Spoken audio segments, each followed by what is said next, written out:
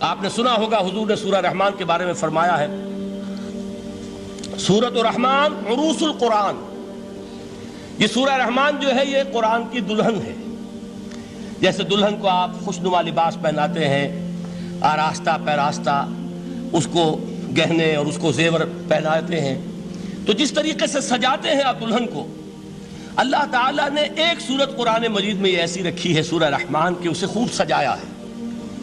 اس میں الفاظ کا در و بست، اس کا اپنا ایک ڈیوائن میوزک ہے۔ وہ تو اللہ تعالیٰ قراء جو ہے خاص طور پر مصر کے قراء، اللہ تعالیٰ ان پر رحمت نازل فرمائے، ان کی خطاؤں سے درگزر کرے۔ جس طرح قرآن کے انٹرنسک میوزک کو انہوں نے واضح کیا ہے، واقعہ یہ ہے کہ اگر یہ لوگ نہ ہوتے، شیخ عبد الباسط محمد عبد الصمد، شیخ محمود خلیل الحصری، یہ لوگ کہ جنہوں نے قرآن کے اس غنا میوزک، یہ لفظ جو ہے آپ حیران نہ ہو کہ میں یہ کوئی شاید توہین کر رہا ہوں قرآن کی، حضور نے یہ لفظ استعمال کیا ہے، تغنو، اس قرآن کو اچھی سے اچھی خوشلہانی کے ساتھ پڑھو۔ من لم یتغن بالقرآن فلیس منا، جو قرآن کو بہتر سے بہتر انداز میں، اچھی سے اچھی آواز میں، خوشلہانی کے ساتھ پڑھنے کی کوشش نہیں کرتا، وہ ہم میں سے نہیں ہے۔ بلکہ ایک مرتبہ حضور رات کے وقت آپ گشت پر تھے اپنے ساتھیوں کے حالات معلوم کرنے کے لیے۔ حضرت ابو موسیٰ اشعری رضی اللہ تعالیٰ عنہ ایک صحابی ہیں، ان کے گھر کے پاس سے گزر ہوا، وہ رات کو تہجد پڑھ رہے تھے، کھڑے ہوئے کیف کے عالم میں قرآن تلاوت کر رہے ہیں۔ حضور کو بہت پسند آئی ان کی قرآت، کافی دیر تک وہاں کھڑے سنتے رہے۔ اب انہیں کیا پتا کون سن رہا ہے، بالکل اسی طرح سمجھ لیجئے ایک بات یاد آئی ہے، حضور فرماتے ہیں کہ جس طرح کان لگا کر اللہ قرآن کو سنتا ہے، کسی چیز کو نہیں سنتا۔ ہمیں نظر نہیں آتا نا، ہمیں معلوم نہیں، ہم قرآن پڑھ رہے ہیں تو سننے والا کون ہے؟ سب سے زیادہ کان لگا کر خود اللہ۔ یہاں اس لیے مجھے یاد آیا کہ ابو موسیٰ اشعری کو کیا پتا تھا کہ کون سن رہا ہے؟ وہ اپنی کیفیت میں نماز میں تہجد میں قرآن کی تلاوت کر رہے تھے، اور ظاہر بات ہے ان کے گھر ایکڑوں میں بنے ہوئے نہیں تھے، ایک ایک کمرہ، ایک ایک کوئی حجرہ، ایسے ہی تو گھر تھے نا صحابہ کے، لہذا حضور پاس سے گزرے، آواز آئی، کافی دیر سنتے رہے۔ اس کے بعد آپ تشریف لے گئے، صبح فجر میں ملاقات ہوئی تو حضور نے تحسین کے انداز میں فرمایا، یا ابا موسیٰ انک قد اوتیت مزمارا من مزامیر آل داؤد، اے ابو موسیٰ تمہیں تو آل داؤد کے سازوں میں سے ایک ساز اللہ نے عطا فرما دیا ہے۔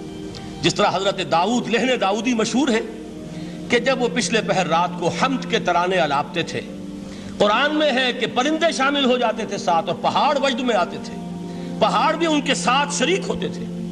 تو جس طرح کا اللہ نے ان کو لہن عطا فرمایا تھا، حضور نے تحسین کے انداز میں فرمایا، ہے ابو موسیٰ اشعری، اللہ نے تمہیں بھی آل داؤد کے سازوں میں سے ایک ساز عطا فرمایا۔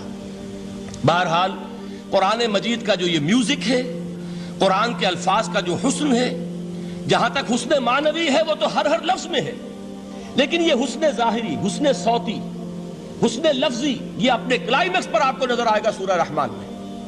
لیکن قرآن میں یہ سورت اس اعتبار سے بھی ممتاز ہے، اس کی 4 آیات پر ذرا توجہ کریں گے، عجیب حقائق سامنے آئیں گے۔ جہاں یہ قرآن مجید کے حسن صوت اور حسن لفظی کی معراج ہے، وہیں اس کی پہلی 4 آیات میں 4 چوٹی کی چیزوں کا ذکر ہے، سب سے اونچی چیزیں۔ پہلی آیت کیا ہے؟ الرحمن، ایک آیت ہو گئی۔ رحمان کیا ہے؟ اللہ کا نام ہے۔ کبھی آپ نے غور کیا اللہ کے ناموں میں سب سے پیارا نام کون سا ہوگا؟ رحمان۔ کیوں؟ اس کا مادہ کیا ہے؟ رحمت۔ ہمیں سب سے بڑھ کر جس چیز کی ضرورت ہے وہ کیا ہے؟ رحمت خداوندی۔ نام اچھی طرح سن لیجئے اس حضور کے قول کو۔ حضور فرماتے کوئی شخص جنت میں مجرد اپنے عمل کی بنیاد پر داخل نہیں ہو سکے گا جب تک کہ رحمت خداوندی دستگیری نہ کرے۔ کسی صحابی نے بڑی ہمت اور جرأت کا ثبوت دیا کہ پوچھ لیا، کیا حضور آپ بھی؟ جب آپ نے فرمایا کوئی شخص داخل نہیں ہو سکتا جنت میں محض اپنے عمل کی بنیاد پر جب تک کہ رحمت خداوندی جو ہے وہ دستگیری نہ فرمائے۔ پوچھا گیا کیا آپ بھی؟ آپ نے فرمایا ہاں میں بھی۔ آپ انداز کیجئے کہ اگر محمد الرسول اللہ بھی رحمت خداوندی کے ضرورت مند ہوں تو تاب دیگراں چے رسد، ہماری تو سب سے بڑی ضرورت رحمت خداوندی ہے۔ اب یہ رحمت جو ہے قرآن مجید میں اللہ تعالیٰ کی یہ شان 2 الفاظ کے ذریعے سے آتی ہے، رحیم اور رحمان۔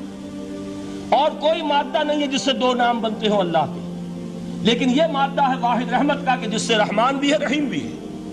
رحیم صفت مشبہ ہے، رحمت دائم ہو جائے گی، مستقل ہوگی تو رحیم کہیں گے، اور رحمان اس میں رحمت کی ہے وہ شان ہے کہ جیسے ٹھاٹھے مارتا ہوا سمندر ہو، ہیجان کی کیفیت، طوفانی کیفیت، رحمت خداوندی کا طوفانی جوش، وہ ہے رحمان۔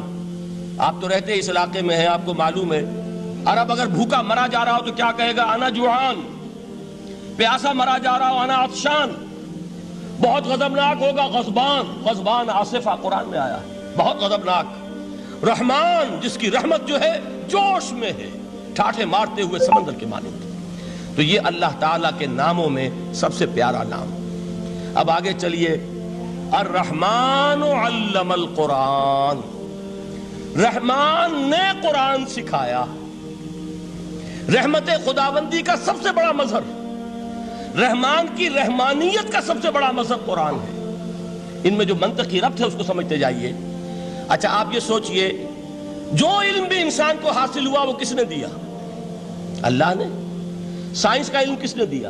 اللہ نے۔